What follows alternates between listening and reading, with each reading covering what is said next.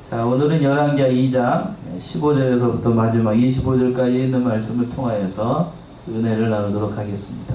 지지난주에 그랬지요? 지지난주에 엘리야의 뒤를 끝까지 엘리사가 따라감으로 말미암아 갑절의 영감을 받아가지고 그 선지자의 직분을 감당할 수 있었습니다. 오늘은 그 뒤를 이어서 바로 말씀을 의지해서 엘리사가 행한 그 이적, 엘리야가 어떻게 이적을 행하였는가를 살펴보면서 은혜를 나누도록 하겠습니다. 그래서 이 합독하신 이 본문의 말씀은 엘리야의 뒤를 따라서 선지자가 된 엘리사가 어떻게 그 직분을 감당할 수 있었는지, 또 어떠한 이적을 통해서 하나님의 영광을 드러냈는지, 그 선지자의 직분을 감당할 수 있었는지를 보여주는 중요한 본문의 말씀입니다. 그리고 또 하반절에 보시게 되면 문제의 구절이 등장하게 되는데, 이거는 하나님의 말씀을 순종하는 자에게 복을 주고 불순종하면 저주를 받게 된다는 그러한 의미에서 하나님께서 그러한 이적을 또한 보여주신 거예요. 첫 번째는 15절에서부터 18절까지 있는 것처럼 선지자의 생도들은 엘리야의 승천을 믿지 못했어요. 믿지 못하니까 엘리야의 시즌을 찾으려고 했었지요. 15절 먼저 보시면, 맞은편 여리고에 있는 선지자의 생도들이 저를 보며 말하기를 엘리야의 영감이 엘리사 위에 머물렀다 하고 가서 저를 영접하여 그 앞에서 땅에 엎드리고.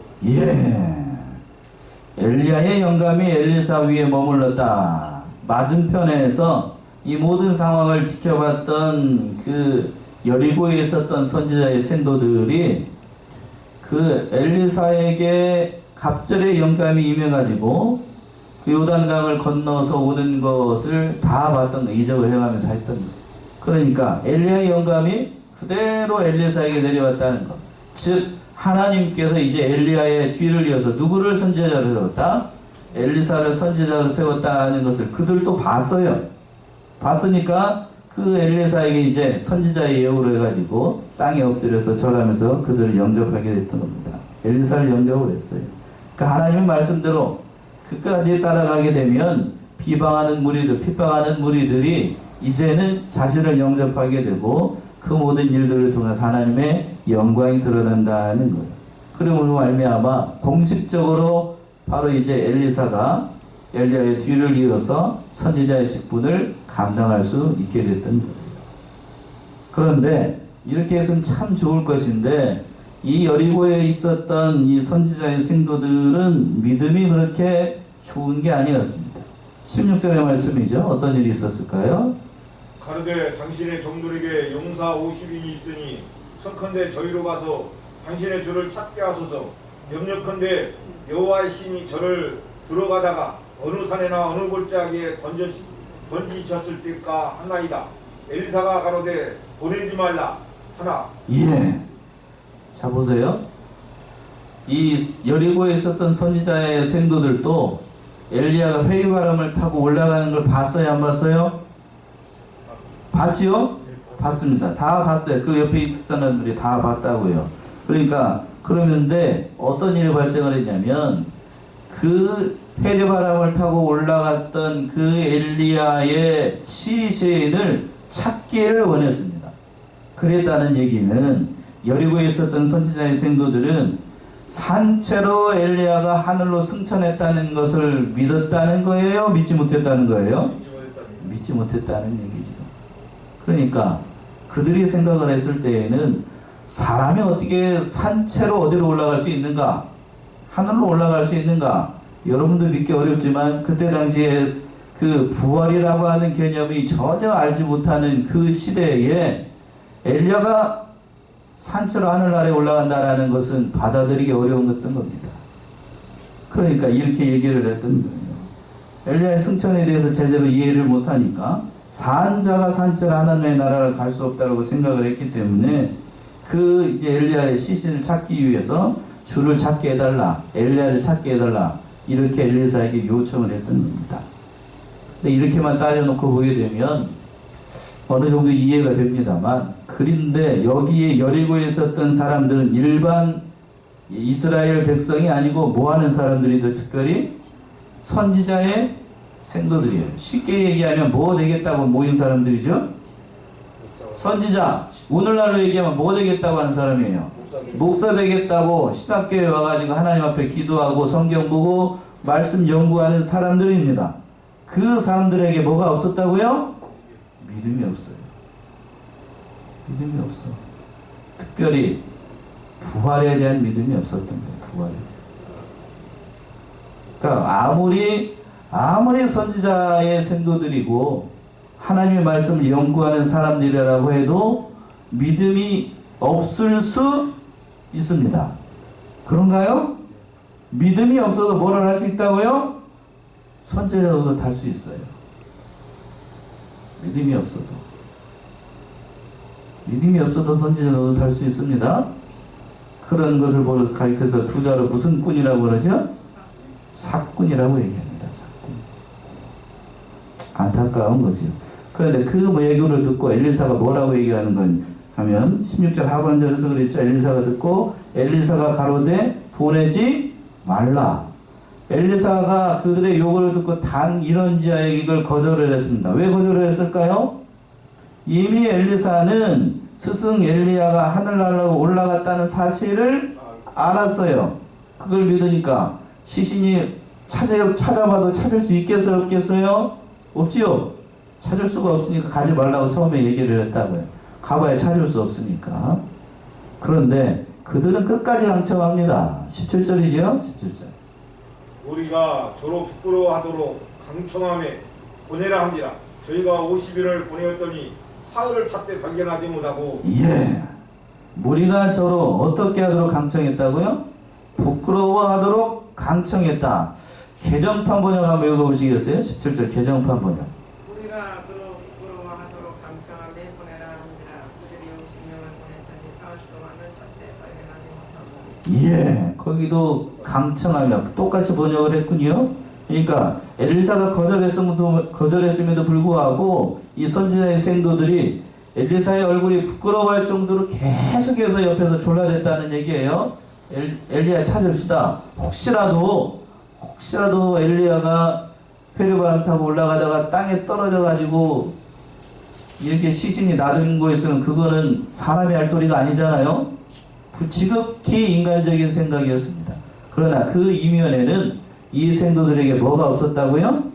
믿음이 없었어요. 잘못된 믿음이에요. 잘못된 믿음. 특별히 부활에 대한 믿음이 없었던 겁니다. 그러니까 끝까지 강청을 하니까 그 엘리사 선지자 그걸 듣고 뭐라고 얘기했냐면 보내라고 그랬어요. 엘리사가 억지로 막지 않은 이유가 뭘까? 그들이 믿음으로 나가지 않고 일하는 것을 억지로 막아봐야 소용이 없기 때문이에요. 그들이 진짜로 가서 3일 동안 찾아봐야 엘리야의 시신이 없다는 걸 알아야 그들에게 뭐가 생기는가? 믿음이 생기죠? 가서 헛수고를 해봐야 땀을 요즘까지 이렇게 삼복더위에 뺑뺑거리고 돌아다니면서 땀 뻘뻘 흘리면서 난 다음에 엘리야의 시신이 없다는 것을 알아야 엘리야가 뭐 했다는 사실을 산채로 승천했다는 사실을 믿게 되니까. 그래서 뭐라 그러는 거예요. 이거 마치 그 성경에서 보게 되면 발람이라고 하는 선지자가 있습니다. 그치요? 발람이라고 하는 선지자가 그 모압의 사신들이 와가지고 이스라엘을 저주해달라는 부탁을 받고 하나님 앞에 기도했더니 하나님이 처음에 뭐라고 그랬어요? 가라고 그랬어요? 가지 말라고 그랬어요?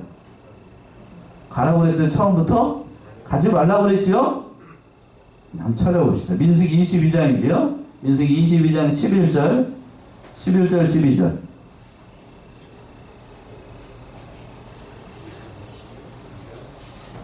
민수기 22장 11절 12절 보라, 애굽에서 나온 민족이 있어 지명에 덮였으니 이제 와서 나를 위하여 그들을 저주하라 하라. 내가 그들을 쳐서 몰아낼 수 있으라 하나이다.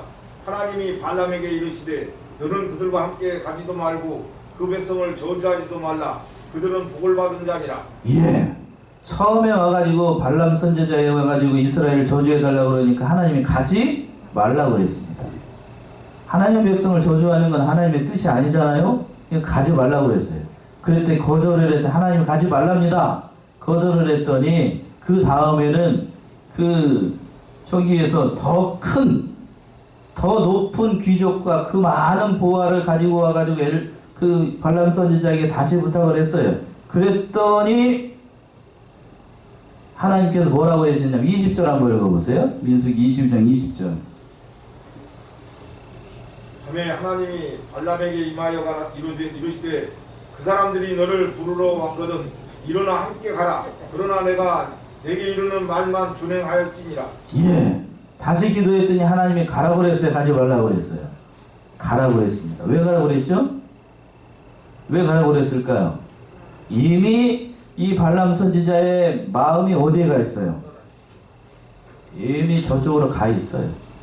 가 있습니다. 가 있으니까 억지로 붙잡아 봐야 몸뚱아리만 붙잡아 봐야 아무 소용이 없어요.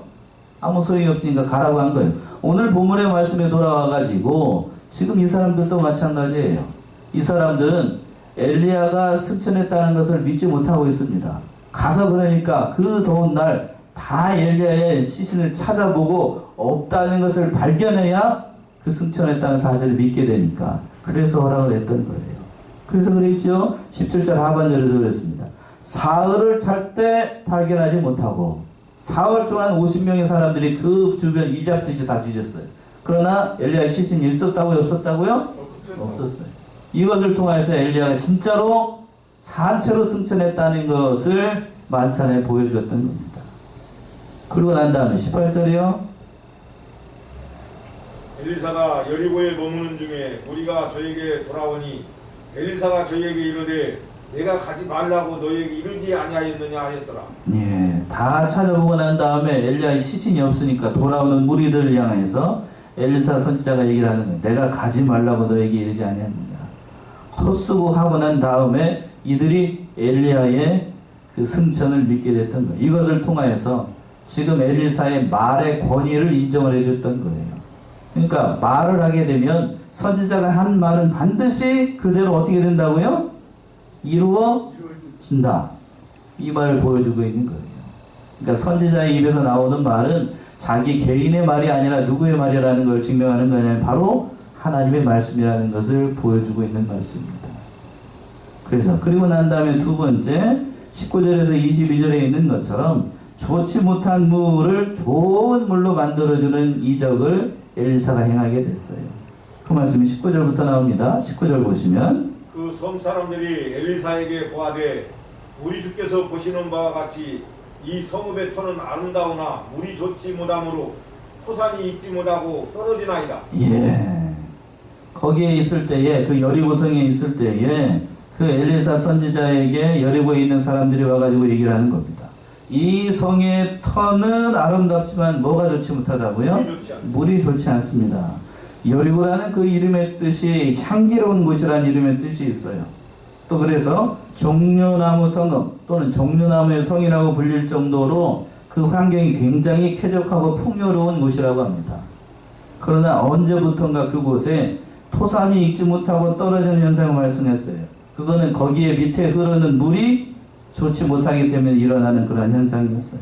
그러니까 나쁜 물이 그 주변에 흐르게 되니까 토산의 그 과실들도 제대로 결실하지 못하고 다 떨어지게 되고 여자들은 유산을 하게 되고 가축들은 새끼를 또 조산하게 되고 식물들도 익기 전에 다 떨어지게 되는 그런 일이 발생을 했던 겁니다. 그때 여리고성에 엘리사 선지자가 있으니까 그 성에 있는 사람들이 엘리사에게 도움을 요청을 했던 겁니다. 그 도움을 요청을 듣고 엘리사가 어떻게 행동을 하냐면 20절이죠. 엘리사가 가로되 새 그릇에 소금을 담아 내게로 가져오라 하매 곧 가져온지라. 예, 새 그릇에다가 뭘 담아가지고 가라고 그래? 소금을 가져오라 라고 했습니다. 성경에서 소금은 보통의 소금은 음식물에다가 짜게 해가지고 양념하는 데 사용하기도 하고 또는 재물을 정결케 할 때 썩는 걸 방지하기 위해서 소금을 넣기도 하고 그리고 또 더불어서는 아이가 출산할 때에 그것을 소독하는 용도로 옛날에는 소독약이 별로 없었으니까요. 소독하는 용도로 썼습니다. 그런데 여기서는 영원히 변하지 않는 하나님의 언약의 말씀을 가리키는 거예요. 민수기 18장을 한번 가보세요. 민수기 18장 19절 민수기 18장 19절.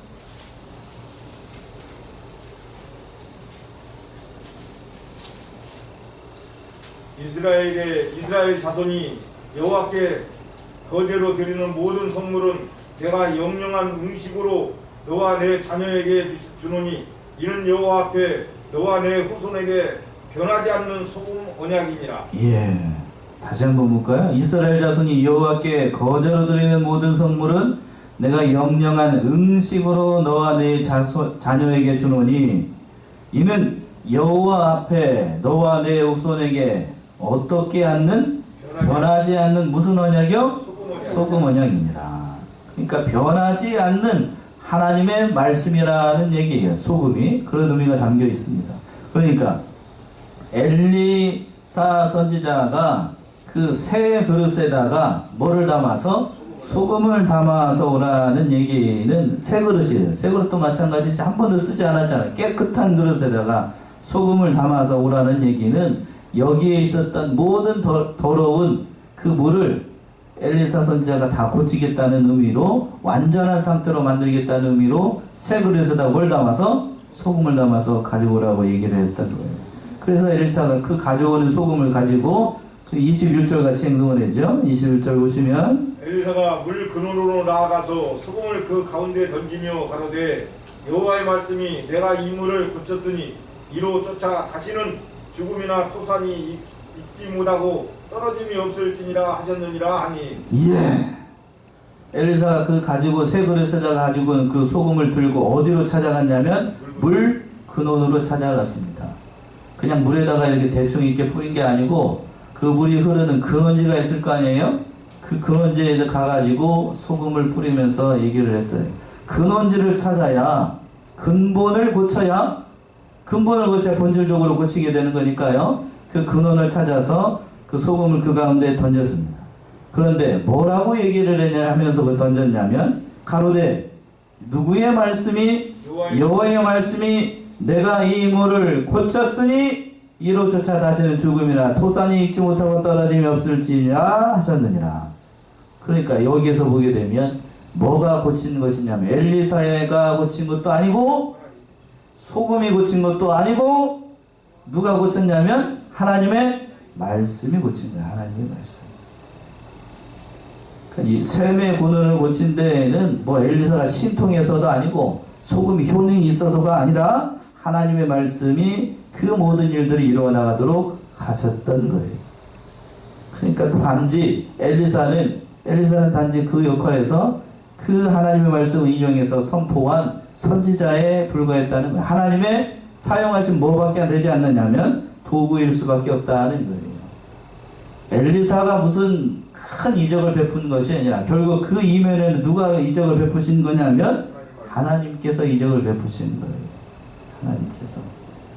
그래서 어떻게 됐습니까? 22절이죠. 마지막 22절.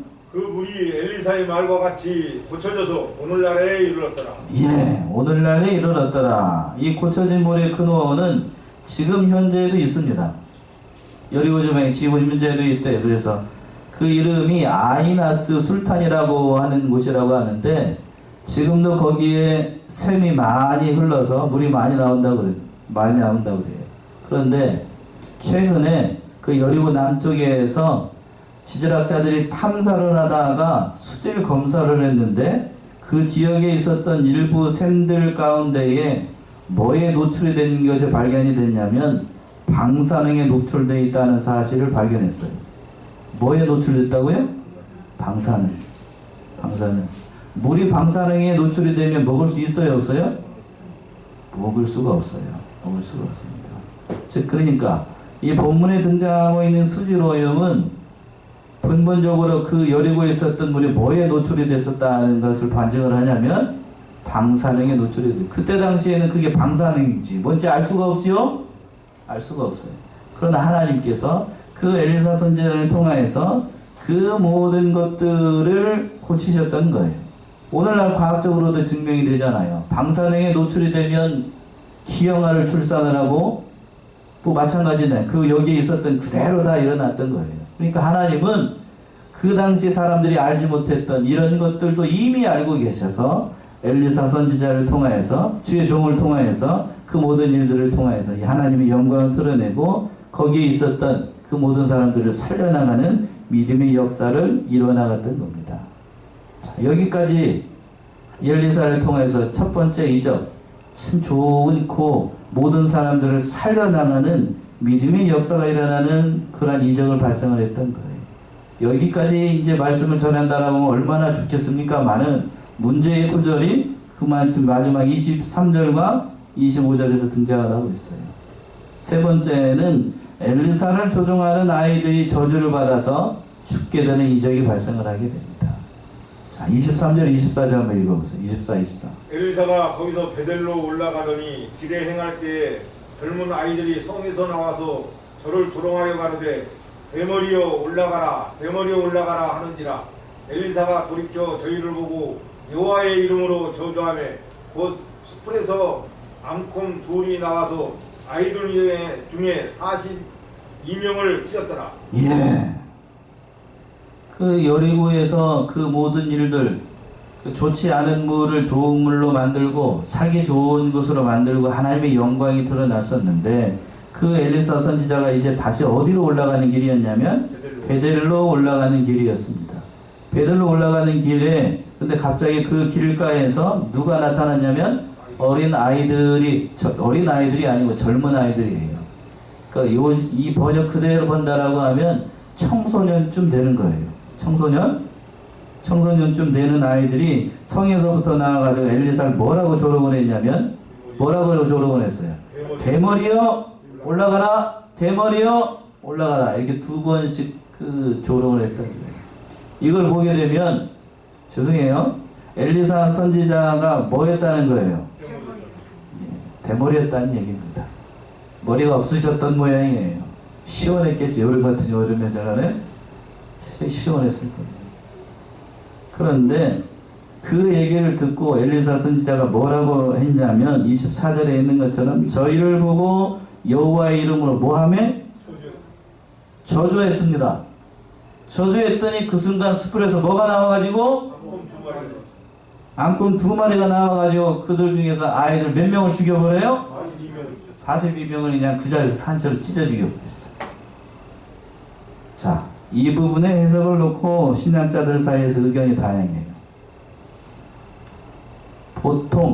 보통의 경우 여러분들도 아마 그랬을 것 같은데 여러분은 이 엘리사가 이렇게 한 것에 대해서 잘한 건가요? 엘리사에게 잘한 건가요? 잘못한 건가요? 그렇게 얘기하기 전에 엘리사의 행동에 잘못이 있나요? 없나요? 잘못이 있을까요? 없을까요? 잘못은 없어요. 잘못 없다고요. 잘못은 없어요. 그런데 여러분은 이 부분의 해석을 놓고 보통 목사님들한테 어떻게 설교를 들었나요? 아마 이렇게 들었을 거예요. 주의 종한테 까불면 가다가 뭐해서 고음이 나와서 뭐 할 수도 있다? 저주를 받을 수도 있다. 이렇게 해석하시는 분들이 가끔 있어요. 그러나 그것이 과연 맞는 걸까?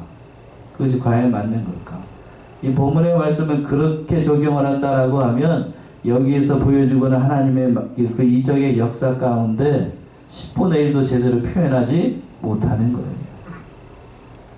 그렇다라고 하면 제가 말씀드렸죠. 서두에 엘리사가 그 저주하는 하나님의 종을 저주하는 것을 보고 엘리사가 선지자가 그 여호와의 이름으로 저주를 하자 숲에서 뭐가 나와가지고 곰이 나와가지고 찢어 죽인 건 엘리사에게 그게 잘못이 있는 게 아니에요. 법대로 판단을 한 거기 때문에 율법대로 판단을 했어요. 율법대로. 율법대로 판단을 했기 때문에 그 율법대로 하나님께서 심판을 하신 겁니다. 어디에 그렇게 될까요? 첫 번째 창세기 12장을 한번 가보세요. 창세기 12장 3절. 창세기 12장 3절 중요한 구절이에요. 너를 축복하는 자에게는 내가 복을 내리고 너를 저주하는 자에게는 내가 저주하리니 땅의 모든 족속이 너로 말미암아 복을 얻을 것이라 하시니. 예. 자 보세요. 이게 뭔 대목이죠? 뭔 대목이에요? 하나님께서 누구를 부르실 때 처음에 믿음의 조상 누구? 아브라함을 부르실 때에 하나님께서 아브라함에게 그 모든 말씀으로 언약했을 때에 주신 말씀이에요. 뭐라고 했냐면 너를 축복하는 자에게 뭐하고? 축복을 내리고 축복을 내리고 너를 어떻게 하는 자에게? 저주하는 자에게 뭘 내려요? 저주를 내린다고. 저주를 내린다고 그랬습니다. 아브라함에게 두 가지 권한을 주신 거예요. 축복권과 무슨 권한? 저주권이 있습니다. 그러니까 선지자에게 하나님의 말씀으로 그 백성을 축복할 권한도 있고 또 뭐 할 권한도 있다고요? 저주할 거라. 저주할 권한도 있습니다. 처음 듣나요? 무서운 말씀이기도 합니다만 그 엘리사 선지자가 이 말씀대로 했으니까 이 말씀대로 율법대로 적용을 했으니 율법대로 판단을 받았으니 이것은 엘리사의 잘못이라고 할 수는 없어요. 그러나 성숙한 신앙인의 자세는 아니었습니다. 뭔 얘기일까? 이 부분의 해석은 세 가지를 살펴봐야 돼요. 첫 번째는 어떤 의미냐면 극도로 타락한 그 시대의 영적인 실상을 보여주는 거예요. 무슨 말씀일까요? 이스라엘 백성들은 어려서부터 가정에서 뭘 배웠냐면 뭘 배워요? 율법을 배웁니다. 누구로부터? 부모로부터 하나님의 말씀을 배웁니다. 그래서 부모는 어려서부터 신명기에서 그랬죠? 이제 막 말을 할 정도 나이가 되면 그 모든 율법의 말씀들을 다 외우도록 했어요. 외우도록. 그 말씀을 가르쳐서 그 하나님의 말씀이 절대적으로 순종이고 그 말씀대로 순종하는 삶을 살아야 된다. 누구로부터 배우게 되냐면 부모로부터 배워요. 부모로부터. 그래서 이스라엘 사회는 율법이 가장 중요해요. 뭐가 중요하다고요? 율법, 곧 하나님의 말씀이 가장 중요합니다. 그들의 삶에 있어서. 그런데 그래서 그 이스라엘 사회는 하나님의 말씀을 가르치는 부모, 하나님의 말씀을 가르치는 선지자, 제사장들이 가장 존경을 받는 사회예요. 그런데 지금 그랬죠? 베델에서 나오는 이 아이들이 그 대머리에 올라가라, 대머리에 올라가라 라고 얘기했다는 사실은 이 아이들도 엘리야가 승천하는 걸 봤다는 거예요? 안 봤다는 거예요? 봤다는 얘기입니다. 헤르바람 타고 엘리야 선지자가 하늘로 올라가는 걸 봤어요. 봤어요. 봤는데도 불구하고 엘리사 선지자를 이렇게 조롱하는 거예요. 하나님의 선지자, 하나님께서 세운 종을 조롱하고 있으니 그 시대에 하나님의 말씀을 배웠다고 하는, 어려서부터 하나님의 말씀을 배웠다고 하는 이 청소년들이 삐딱해가지고 엘리사 선지자를 하나님의 종으로 인정한 게 아니에요. 뭔 얘기인지 아시겠어요? 그러니까 여기에서 나오는 이 어린 청년이라고 얘기합니다만 철이 없어서 그런지 사춘기쯤 돼가지고 요새 말로 얘기하면 동네에서 껌 좀 씹던 아들이라서 그런지 모르겠지만 하나님의 선지자를 귀하게 여기지 않았던 거예요. 뒤집어서 생각하면 그 시대에 엘리야 선지자가 활동하고 엘리사 선지자가 활동했던 북쪽에 있는 이스라엘의 영적인 실상, 도덕적인 실상, 우상의 그대로 우상 숭배에 쩌들어가지고 하나님의 종을 하나님의 종으로 인정하지 않는 극도로 타락한 그들의 실상을 보여주는 거예요. 안타깝지요. 율법을 받으면서 율법을 배웠으면 어려서부터 율법을 받았지만 그 율법의 말씀들은 그냥 율법의 말씀이고 뭔 얘기인지 아시겠죠? 그건 하나님의 말씀이고 내 삶하고는 거리가 없다. 나하고는 전혀 관계가 없는 말씀이다. 부모의 잔소리쯤으로 생각을 했던 거예요. 이 아이들이. 영적인 실상을 보여주는 거예요. 영적인 실상. 선지자를 존경하고 영접하는 자들이 하나님께서 복을 주시겠다라고 약속했지요. 마태복음 10장을 한번 가봅시다. 마태복음 10장 41절 42절이죠. 마태복음 10장 41절 42절.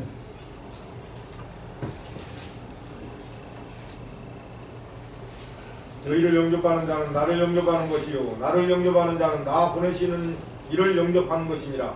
선지자의 이름으로 선지자를 영접하는 자는 선지자의 상을 받을 것이요 의인의 이름으로 의인을 영접하는 자는 의인의 상을 받을 것이요 또 누구든지 제자의 이름으로 이 소자 중 하나에게 냉수 한 그릇이라도 주는 자는 내가 진실로 너희에게 이르노니 그 사람이 결단코 상을 잃지 아니하리라 하시니라. 예.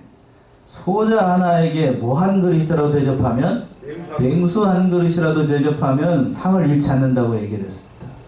근데 오늘 본문의 말씀에서 보게 된 이 어린 아이들은 엘리야를 뭐라고 놀리고 대머리라고 놀리고 조롱을 했어요. 대머리라고 놀린 것까지는 좋아요. 그런데 하늘 올라가라는 얘기는 너도 엘리야처럼 죽으라는 얘기예요. 뭔 얘기인지 아시겠죠? 올라가라는 얘기가 그런 의미가 아니라고요. 너도 빨리 죽어라. 왜 배들 여기에 와가지고 왜 여기 와가지고 우리를 못 살게 하냐, 그런 뜻이에요. 그리고 또 베델에 있는 아이들이 나왔다고 했는데, 베델은 처음에 야곱이 하나님을 만났던 곳입니다. 베델이라고 하는 이름의 뜻이 뭔데요? 하나님의 집이라는 뜻이에요. 하나님의 집에서 나오는 하나님의 사랑하시는 청년들이 하나님의 종을 뭐하고 있어요? 조롱했어요. 그러니까 저주를 받는 게 당연한 거지요. 당연한 거예요. 성경은 그냥 기록한 게 아니에요. 그리고 또 한 가지 중요한 사실은 또 뭔가, 또 하나 중요한 사실은 뭔가, 엘리사도 누구와 성정이 비슷한 사람인가? 우리와 성정이 비슷한 사람이라는 사실을 보여준 거예요. 엘리사의 그 믿음과 인격이 우리랑 비슷한 사람이라는 얘기입니다. 하나님의 종으로 부름받은 선지자라고 해서 그 신앙과 인격이 온전한 건 아니에요. 뭔 말인가요? 성경에 나오는 수많은 종들을 보면은 그 신앙과 인격적으로 온전하게 완전하게 예수님과 같은 신앙의 사람이 있었던 건 아니었습니다. 뭔 말일까요? 자, 우리 모세, 구약의 가장 위대한 선지자라고 얘기하는 모세, 마지막 그 순간까지 주를 위해서 충성했던 모세이지만 모세도 완전한 사람이었나요? 아니었습니다. 애국 궁전에서 40년 동안 그 자라고 난 다음에 40이 돼가지고 자기 힘으로 그 이스라엘 백성들을 어떻게 구원해 보려다가 사람 죽이는 게 모세였습니다. 그랬죠? 그리고 난 다음에 미디안 광야로 쫓겨나가지고 40년 동안 연단받고 하나님의 부르심을 받아가지고 80이 돼가지고 그 선지자의 직분을 감당을 하다가 40년 동안 그 광야에서 모진 세월을 보내다가 그 적과 꿀이온 가나안 땅을 바로 앞에 두고 아마 속이 많이 상했을 것 같아요. 이스라엘 백성들이 광야에서 목마르다 물이 없다 라고 이렇게 하나님을 원망하고 자신을 원망하니까 모세가 들고 있는 지팡이로 어디를 때려버려요? 반석을 2번 때려가지고 내가 물을 내겠다 그러면서 반석을 2대 때려버려요. 그러니까 하나님께서 그걸 보고 너는 어떻게 된다고요? 그 가나안 땅에 들어가지 못할 것이다. 모세도 완전하지 않았어요. 그리고 또 멀리 가지 말고 엘리사의 스승이었던 엘리야 볼까요? 갈멜산에서 바알과 아세라 선지자를 섬기는 그 우상 섬기는 자들하고 1대 850으로 싸웁니다. 그래서 하나님 앞에 기도했더니 하늘에서 뭐가 내려와요? 불이 내려와가지고 재물을 다 살라버립니다. 그렇게 대단한 영성을 가졌던 엘리야도 그 소식을 자기가 아끼는 바알과 아세라 선지자들이 한 칼에 그냥 다 죽었다는 소식을 듣고 이세벨이 뭐라고 그래? 너 죽여버린다고 그랬더니 그 여자의 말을 듣고 어디로 가요? 어디로 도망가요? 저쪽으로 도망가가지고 로도뎀 나무 아래에 가가지고 뭐 하기를 해달라고요? 하나님 앞에 기도하기를 살려달라고요? 나를 어떻게 해달라고? 죽여달라고 기도했던 게 엘리야예요. 엘리야라고 온전한 게 아니었습니다.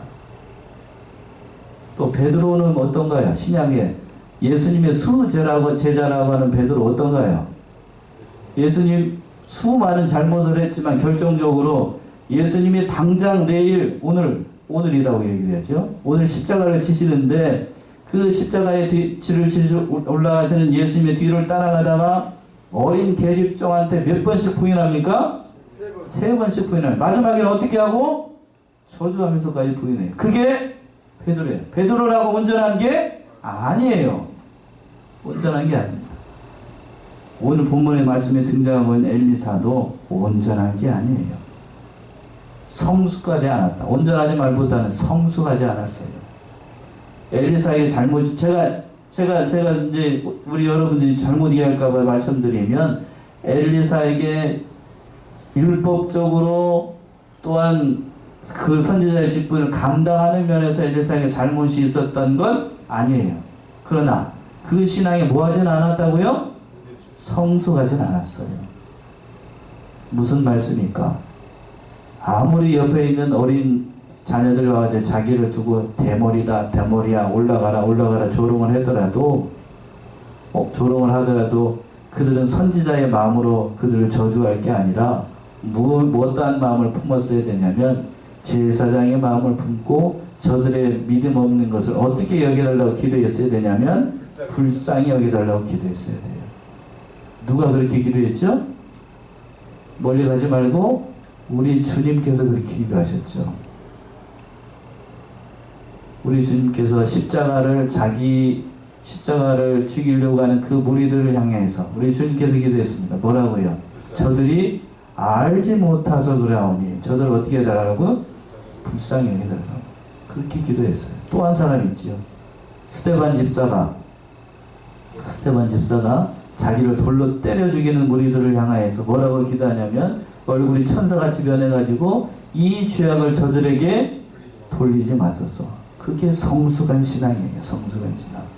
그러나 오늘 본문에 등장하고 있는 엘리사는 이제 막 선지자의 직분을 받아가지고 초임 목사예요. 또 초임 소위 같아요. 그러니까 뭐가 충천해요? 하나님의 직분에 대한 사명이 투철해가지고 율법적인 잣대만 있어. 그러니까 뭐만 책령해요? 그렇게 기도했다는 거예요. 그렇게 기도했어. 잘못이라고 얘기할 수 없죠. 성숙하지 못한 신앙이었습니다. 그러나 하나님께서는 그 엘리사를 통하여서 그리고 또 그 악한 시대를 하나님은 그를 통하여서 역사하셨던 거예요. 무슨 얘기인가요?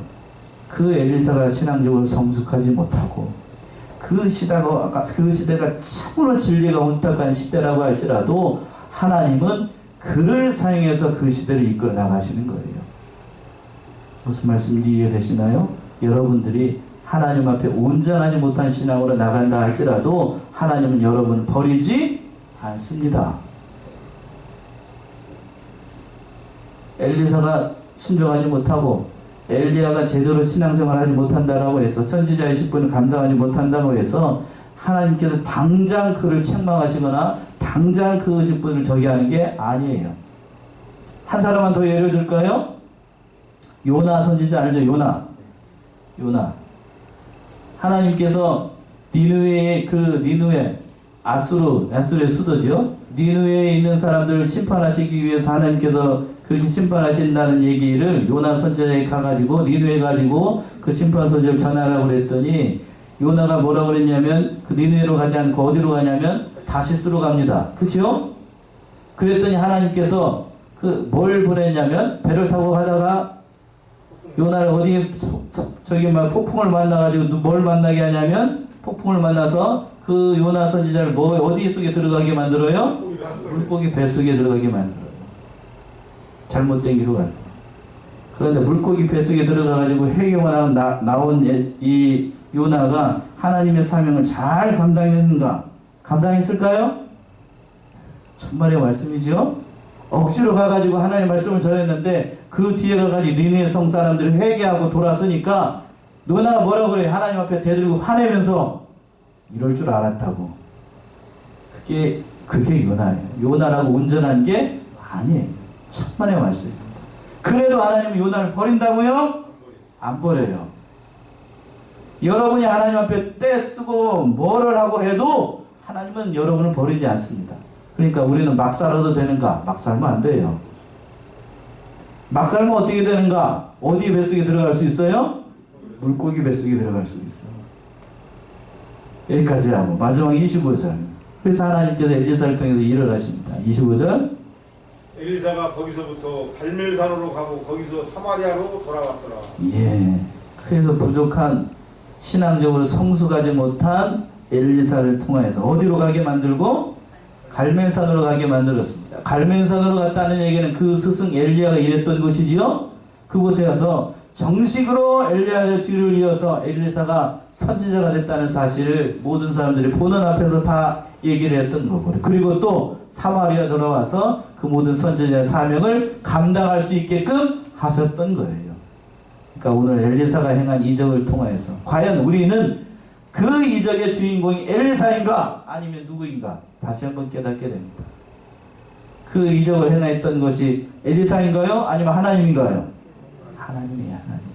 우리가 바라봐야 할 대상이 바로 하나님이라는 사실을 다시 한번 깨닫고 그 모든 일들을 통해서 하나님이 영광을 드러냈던 것처럼 사랑하는 우리 성안의 성도님들도 그 몸된 길을 세워나가고 모든 일들을 잘 감당하여 나가는 복된 성도님들이 다 되시기 바랍니다.